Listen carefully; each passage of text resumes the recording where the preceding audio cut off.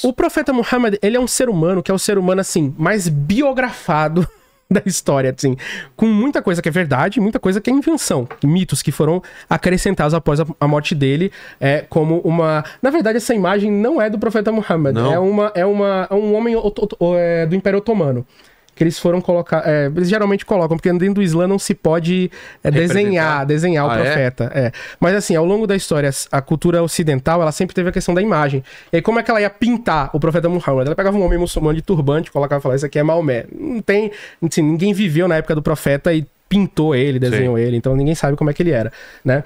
Então, dentro da tradição islâmica, você tem o profeta Muhammad como o último profeta, e quem era ele, né? O profeta Muhammad, ele nasce ali, como eu falei, naquele contexto do mundo em guerra, do Oriente Médio da época, que tinha uma guerra titânica, né?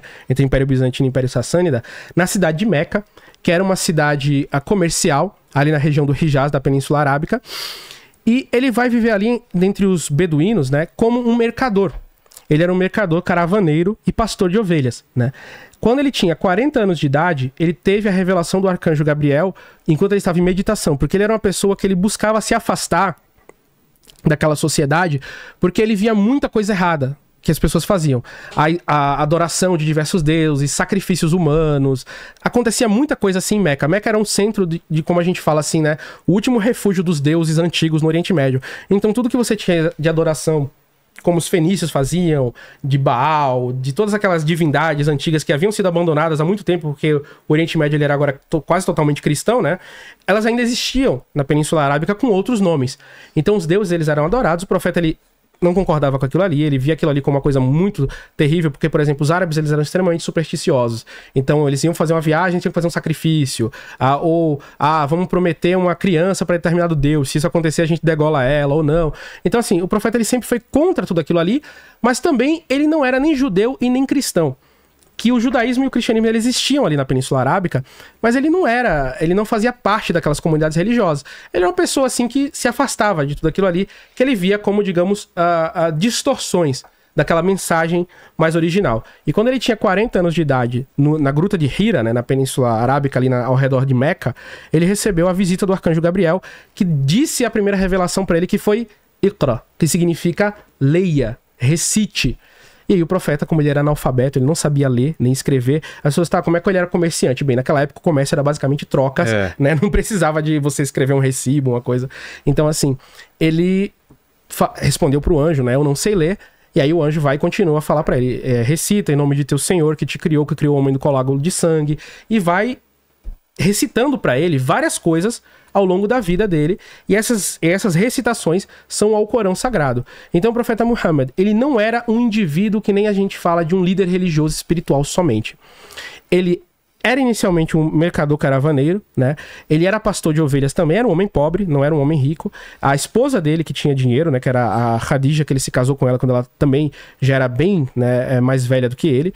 E ele vivia uma vida muito assim, muito espartana, né? Uma vida muito, muito de penúria. E basicamente ele criou uma comunidade religiosa, começou a ser muito perseguido, os primeiros muçulmanos foram mortos. Enfim, a mesma coisa que aconteceu com os primeiros cristãos, aquela questão de assassinar em público, aqueles espetáculos e tal.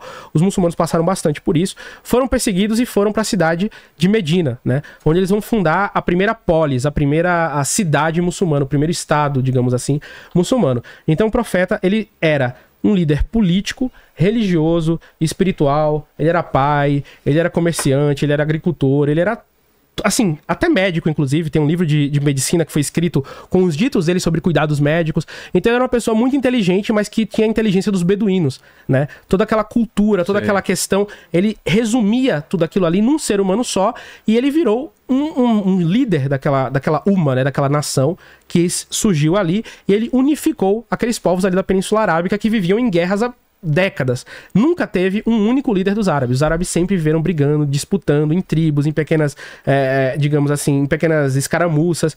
Então o profeta ele estabeleceu a paz, ele unificou todos e ele criou ali o primeiro país, digamos, se a gente pode falar de país bem anacronicamente ali naquela região, e foi o primeiro país muçulmano da história, né?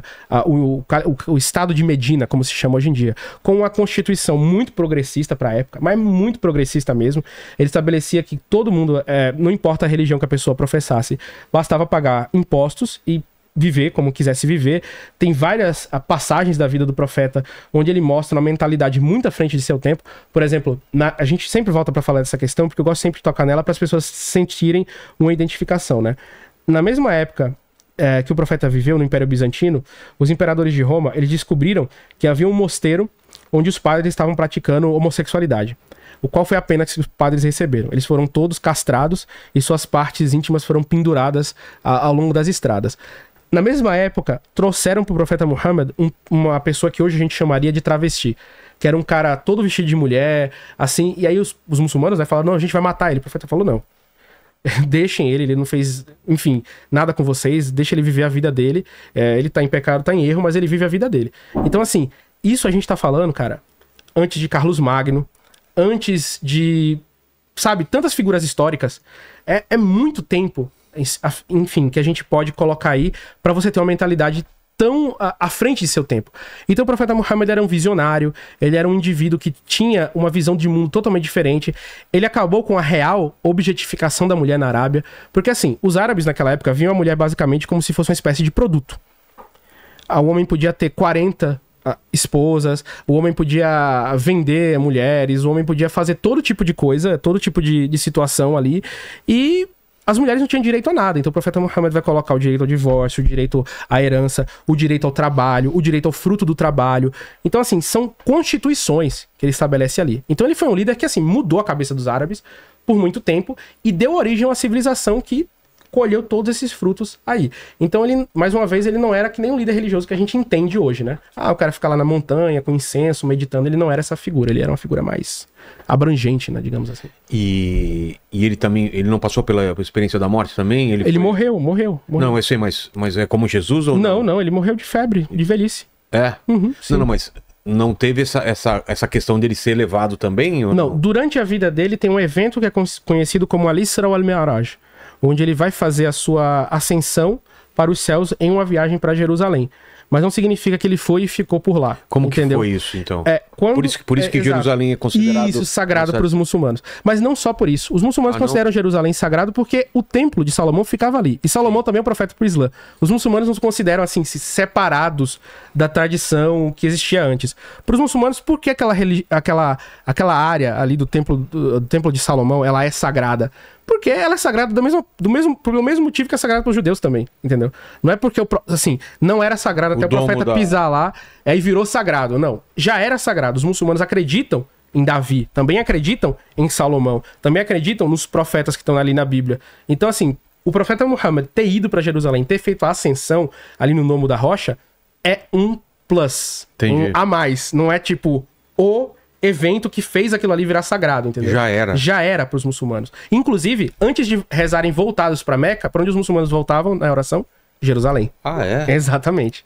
Então, assim, a Meca vai se transformar na direção de oração para o Islã um pouco depois na vida do profeta. Mas no início os muçulmanos rezavam voltado para Jerusalém, que era o templo, digamos assim, onde ainda existiam as ruínas, né, porque já tinha sido destruído, mas onde existiam as ruínas do antigo templo de Salomão.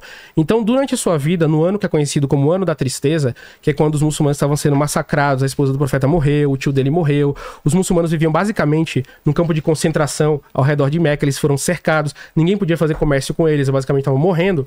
Aconteceu um evento miraculoso dentro do ponto de vista islâmico, que é a Isra wal-Mi'raj, que é quando o profeta vai de Meca para Jerusalém e de Jerusalém à ascensão celeste. E aí ele viajou pelo céu e o inferno, viu todas as recompensas e punições, esteve diante do Criador, recebeu a ordem das 5 orações diárias que os muçulmanos devem fazer. Tudo isso está dentro, digamos assim, da crença islâmica. Mas ele não morreu nisso aí, entendeu? Os muçulmanos não acreditam que o profeta morreu e ascendeu. O corpo dele está lá em Medina, é aquele mausoléu esse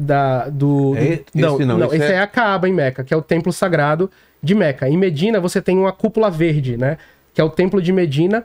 Se você colocar no Google aí, a Mesquita Sagrada de Medina, você vai ver que é onde o profeta está enterrado. O corpo dele está lá até hoje. E o que é esse quadrado? Esse quadrado, na verdade, aí é a Kaaba, o cubo, né? É um templo. As pessoas acreditam que é uma pedra, as pessoas acreditam que tem... Na verdade, na verdade, é um templo vazio. É um local onde as pessoas podem, inclusive, entrar e rezar. Mas como ele é muito pequeno, né? Aí construíram uma mesquita ao redor, e as pessoas rezam na direção dele. Mas dentro, o que é que tem dentro dele? Tem nada, tem lâmpada, tipo, só, Entendi. Não tem nada. E aí, essa cortina preta que se coloca, a kiswa, né?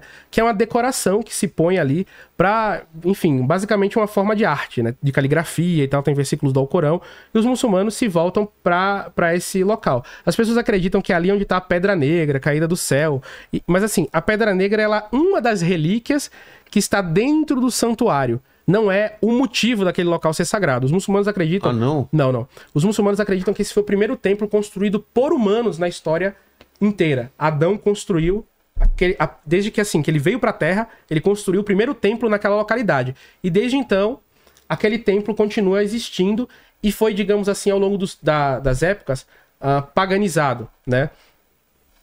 O profeta, ele vai, quando ele conquista a Meca, né, ele vai tirar os ídolos da Kaaba e retornar aquele templo para uma prática monoteísta. Mas assim, o que é que tem nele? As pessoas só vão lá para rezar. Não tem uma estátua, não tem nada. Essa Pedra Negra tá onde? Ela tá perto do chão. Visível? Ela perto do chão, dentro de um relicário perto do chão.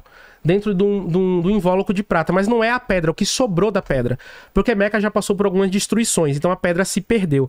Hoje em dia você tem uns 5 fragmentozinhos pequenininhos, eles ficam dentro de um invólucro de resina perto do chão, assim como se fosse uma pedra fundamental do templo. Ele não fica num lugar alto, num lugar sagrado, assim, no topo. É perto do chão. E alguns muçulmanos vão lá, olham, tocam. Enfim, é como se fosse uma ligação com esse passado, né? Mas o foco da adoração aí é o templo mesmo, é o local, conhecido como Al-Haram, o sagrado, né? E as pessoas vão pra lá pra fazer a reza, né? Homens e mulheres misturados, não tem separação, você vai ver aí, tem todo mundo junto, e aí o pessoal vai lá e reza. Então, é basicamente isso. E tá acontecendo agora, né? Inclusive, quando a gente tá falando agora, a peregrinação é nessa semana. Vai acabar.